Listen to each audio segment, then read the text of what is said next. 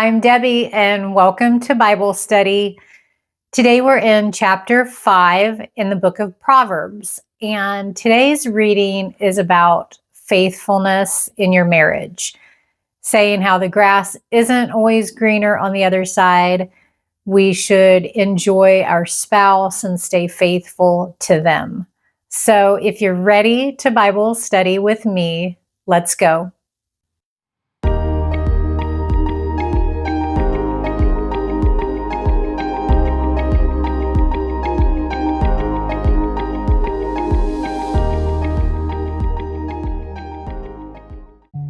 Dear Heavenly Father, we come to you with thanksgiving, and we ask that you give us knowledge, understanding, and wisdom as we study your word together today. Do your work in us in your perfect timing, and help us to be sensitive to your leading in our lives. Give us a fresh insight, and let us leave today's study with a new perspective. In Jesus' name we pray. Amen. Chapter 5, verse 1. My son, pay attention to my wisdom. Turn your ear to my words of insight, that you may maintain discretion, and your lips may preserve knowledge.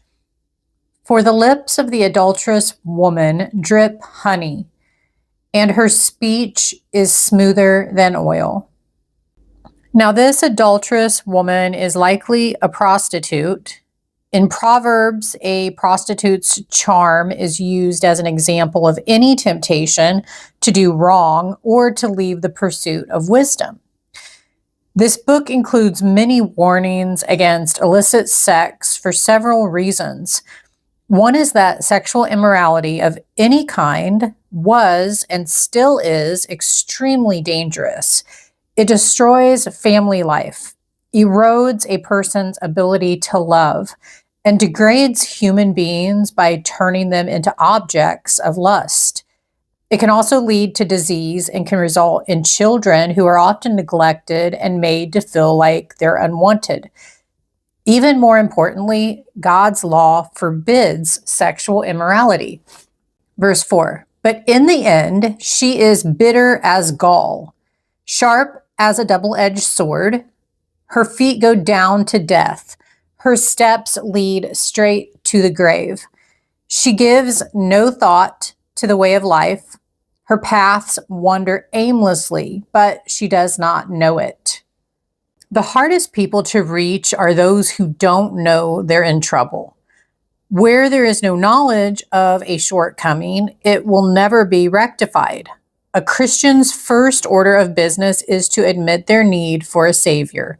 They recognize they can't earn salvation and are entirely dependent on the mercy of God to be rid of sin.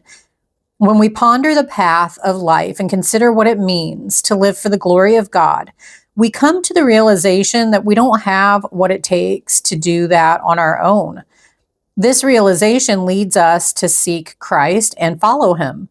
His grace is available, and it's our strength and our hope. We join with the Apostle Paul, who declared, when I am weak, then I am strong, in 2 Corinthians chapter 12, verse 10. We're strong not because of what we can offer, but because God's grace shines through even our weakest offerings. Verse 7, now then, my sons, listen to me. Do not turn aside from what I say. It can be hard to choose to do the right thing. Temptation tugs at us in its appealing compromise, but God's ways are always the best. Though at times choosing God's ways will feel easy, there will be times when it's the harder path to tread. There are no shortcuts to wisdom, just as there is no shortcut to success. The longer we live and the more trial and error we experience, the more clearly we see this truth. God's redemptive power is at work in our failures and in the cracks of this world. What a merciful God He is. The more we know Him and trust Him, the more readily we follow His word and stay on the path of His righteousness. It's the safest route to travel. Verse 8, keep to a path far from her. Do not go near the door of her house. We should be on guard against those who use flattery and smooth talk. This is what is meant by lips that drip honey, who may lead us or others into sin. Take a detour to avoid conversation with such people if possible. Verse 9, lest you lose your honor to others and your dignity to one who is cruel, lest strangers feast on your wealth and your toil enrich the house of another. At the end of your life, you will groan. When your flesh and body are spent, you will say, how I hated discipline, how my heart spurned correction. I would not obey my teachers or turn my ear to my instructors. When temptation strikes, it's too late to ask for preventative advice. When desire is fully activated, people don't want advice, they want gratification. The best time to learn the dangers and foolishness of going after forbidden desires is long before the temptation arrives. Resistance is more effective when you have decided ahead of time what you must avoid. Then, when temptation strikes, you'll be less likely to linger around to see what happens. Prepare for temptation by deciding now how you will act when you face it. Verse 14, and I was soon in serious trouble in the assembly of God's people. Drink water from your own cistern, running water from your own well. So when it says drink water from your own cistern, that paints a picture of faithfulness in marriage. It means to enjoy the spouse God has given you. In the dry lands of the Bible world, water was precious, and a well or cistern or an underground water storage tank cut in stone was a family's most important possession. In Old Testament times, it was considered a crime to steal water from someone else's cistern, just as it was a crime to have intercourse with another person's spouse. In both cases, the offender endangered the health and security of the family. Verse 16, should your springs overflow in the streets, your streams of water in the public squares, let them be yours alone, never to be shared with strangers. May your fountain be blessed, and may you rejoice in the wife of your youth. A loving doe, a graceful deer, may her breasts satisfy you always. May you ever be intoxicated with her love. Why, my son, be intoxicated with another man's wife? Why embrace the bosom of a wayward woman? God doesn't intend faithfulness in marriage to be boring, lifeless, pleasureless, or dull. Sex is a gift God gives to married people for their mutual enjoyment.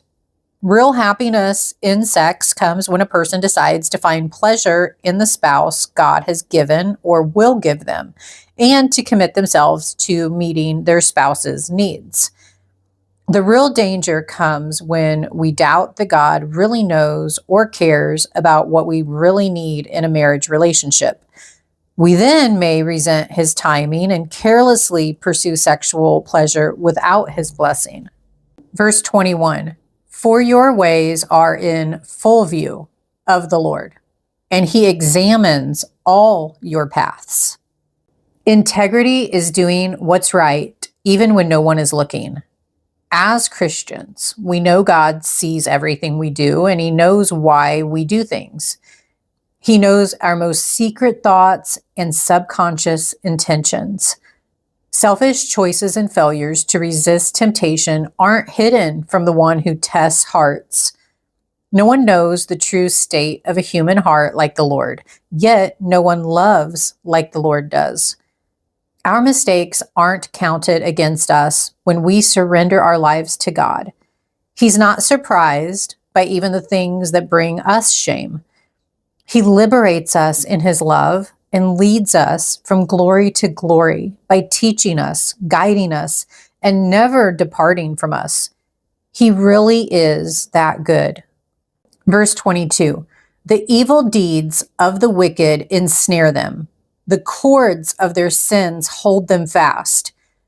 For lack of discipline, they will die, led astray by their own great folly. In contrast to much of what we read, see, and hear today, this passage urges couples to look to each other for lifelong satisfaction and companionship. Many temptations entice husbands and wives to check out or leave altogether when marriage becomes stressful or dull, in order to find excitement, pleasure, and release elsewhere. And through easy digital access, pornography has ruined countless marriages. But God designed marriage and sanctified it, and only within this covenant relationship can sex result in real love and fulfillment. Don't let God's best for you be wasted on the illusion of greener pastures somewhere else. Instead, if you're married, rejoice with your spouse as you give yourselves to God and to each other. If you enjoyed today's Bible study, please hit the like button, subscribe to the channel if you haven't and you like this type of content, and click on the next video. We will continue into chapter 6.